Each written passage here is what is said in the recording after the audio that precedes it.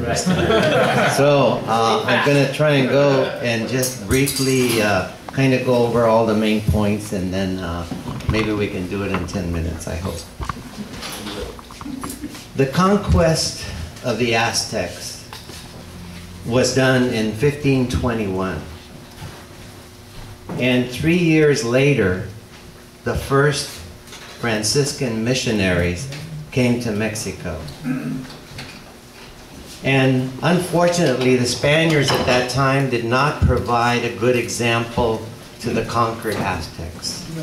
The conquered Aztecs, by their own calculations and calendars, they called it the fifth sun,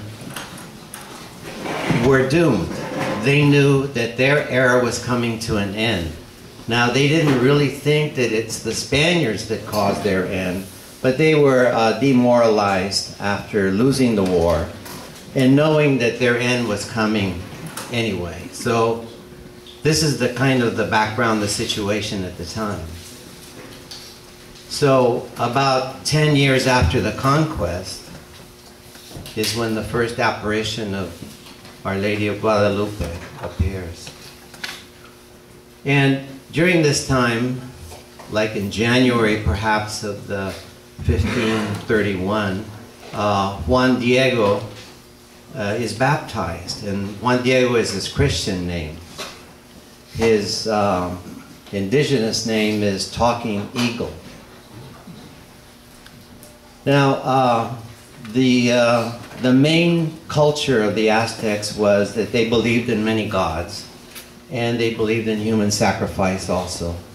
And the sacrifices were mostly babies.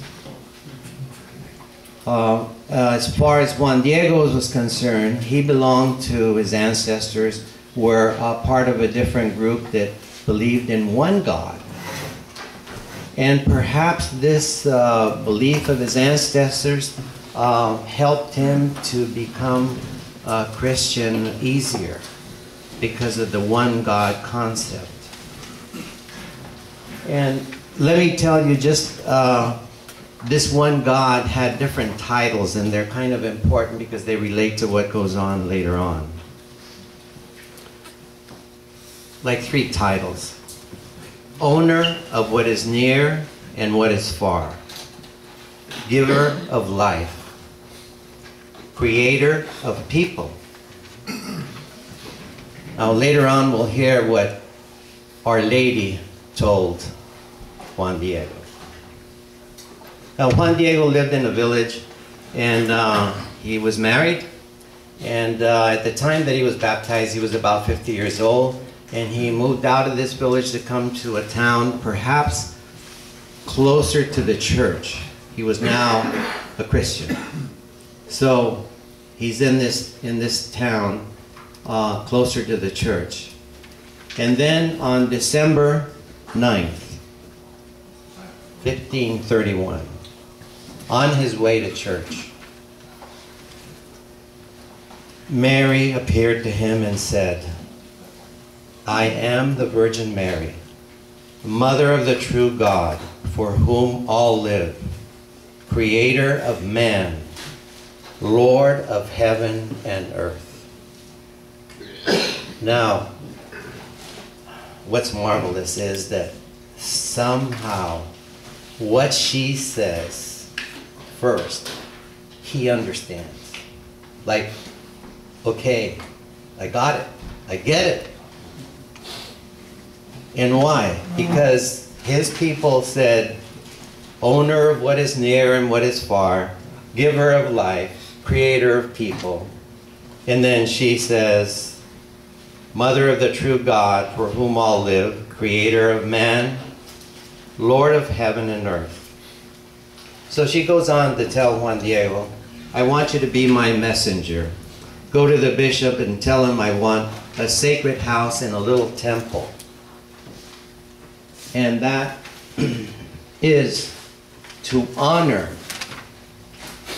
him who is love, tender compassion, good, peace, justice, and truth. So Juan Diego goes to the bishop, but he wasn't given an audience. not at all. But he stayed there and tried and asked and requested again and again, and finally the bishop gave him the audience, only to hear him out and tell him, I don't believe you, I don't have time for you, so that's it, bye. So Juan Diego goes back to the Virgin Mary and says, find someone else who's more important than I. They don't even want to talk to me or hear me out or anything, so I am nobody. So you need to get somebody else. And she says, no. No. So Juan Diego returns to the Virgin Mary, and he says, you know, I can't do this, I can't, you know, you have to send someone else.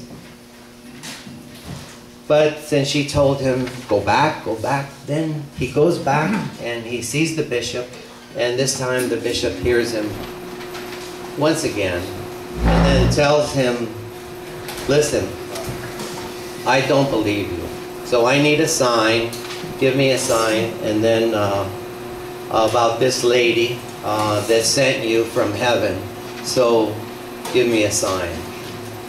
And so Juan Diego goes back to see Our Lady. In the meantime, the bishop sends some of the monks to follow him, and somehow he lost them. They didn't catch him, and they had to come back and tell the bishop, well, we lost him. We didn't see where he went, because the bishop wanted to know what he was doing. In fact, that they could see what he was seeing and all of that. So it didn't work for them. But anyway, so then she said, you know, come back tomorrow, and I will tell you, I will give you the signs. And the signs are, of course, something that is going to convince the bishop right away, as soon as he sees them. I'll let Mike go. So she tells him, come back tomorrow. Now, the next day, he is going around not to encounter her because he wants to go to the church and get a priest because his uncle is very ill, very, very ill. And he doesn't have the time, and he's feeling very bad about this, but he's going a roundabout way so he doesn't meet her. But when he's going a roundabout way, and then all of a sudden she presents herself before him. And this is the time when she pronounced the most beautiful words, which are also directed to all of us. Hear me and understand well, my little son, that nothing should frighten or grieve you. Let not your heart be disturbed. Do not fear the sickness nor any other anguish. Am I not here, who am your mother? Are you not under my shadow and protection? Am I not the source of your joy? Are you not happily within my fold and under my arms? What else do you wish? Mary assured Juan Diego that his uncle was already cured. Indeed, in that same moment, the Virgin appeared to the dying uncle and not only restored his health, but also identified herself as the Holy Mary of Guadalupe. Guadalupe is a name of Arabic origins, and it means the riverbed, or the one who carries the water. It can also be translated as the river of light. It is Our Lady of Guadalupe who guides us to living water. Now, in the native languages, which is what she spoke to Juan Diego, the Spaniards, when they heard it, didn't know, and it ends up like Lupe. And that's where they got the Guadalupe. Juan Diego had the faith and the hope to accept what the Virgin told him. he told her he would visit the bishop and the sign she provided. The Virgin asked him to go to the hilltop, when he would find beautiful flowers that would cut and place in his tilma, a cloak made of cactus cloth. On the dry, rocky hill, Juan Diego found the flowers, placed them in his tilma, and returned to Our Lady. She arranged each flower in the cloak.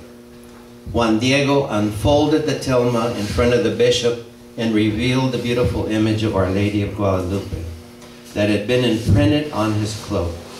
She appeared as a mestiza, or a woman mixed race, standing on the moon in front of the sun and dressed in a mantle covered by stars. Juan Diego and his countrymen would have understood perfectly why Our Lady appeared as she did and left her message on a humble tilma. Tilmas were used to provide protection from the weather and also to carry things, thus helping to provide sustenance.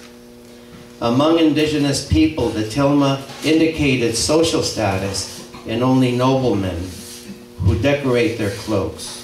Finally, the tilma was so much a part of everyday life that